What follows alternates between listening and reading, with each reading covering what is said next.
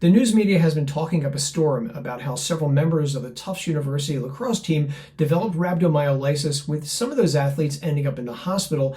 But there's something that the news media has missed. I've been educating the public about exercise-induced rhabdomyolysis since 2009, and I went on to write the very first book for the public about this medical condition. And I'm here to tell you that what happened at Tufts University is not an isolated incident.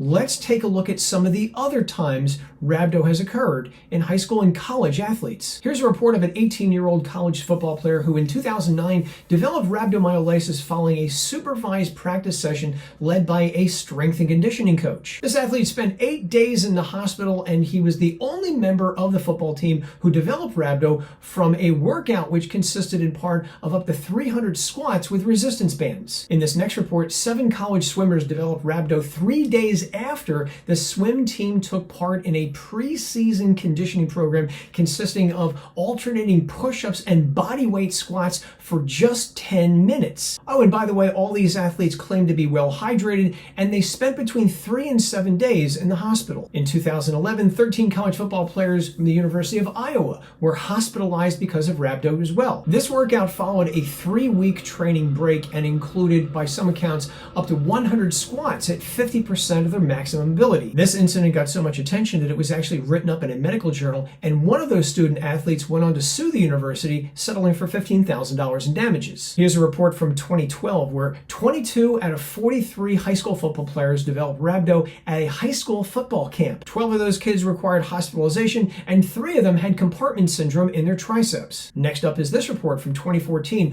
where a 22-year-old college football player developed rhabdomyolysis and compartment syndrome in his legs, which required surgery and kidney dialysis. Now, what makes this report particularly intriguing is that the athlete claimed to be performing his normal workout, and he was not exercising in a hot environment either. Skip ahead a couple years brings us to this report from 2016 where 8 members of Texas University's women's volleyball team developed rhabdo following an annual fitness test. Now, this fitness test was different than what had been performed previously by the women. In the past, they would do each exercise and only do as many repetitions as they physically could. However, in this new version, they were required to do a specific number of repetitions for each exercise. Here's a report from 2018 where 2 football players at the University of Nebraska came down with rhabdomyolysis after a workout that was performed a week after winter break. And here's just an awful case of a 7th grader who developed rhabdomyolysis after performing 300 push-ups in what some have said was punishment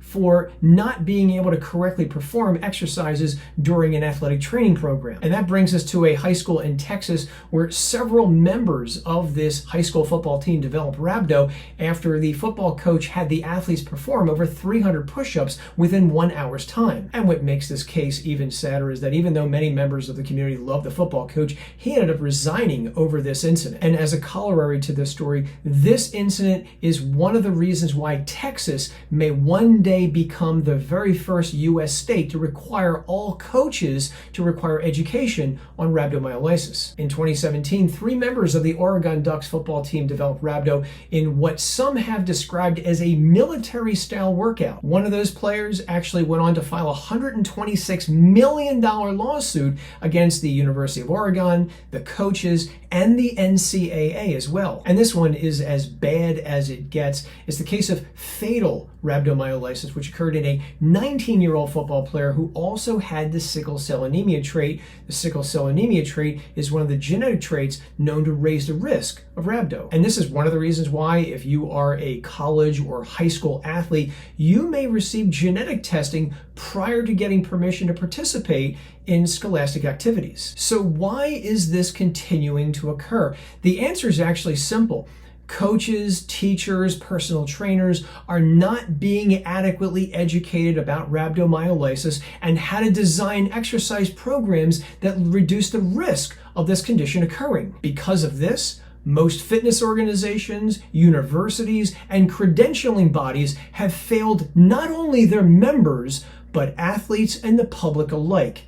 They need to do better. You deserve better.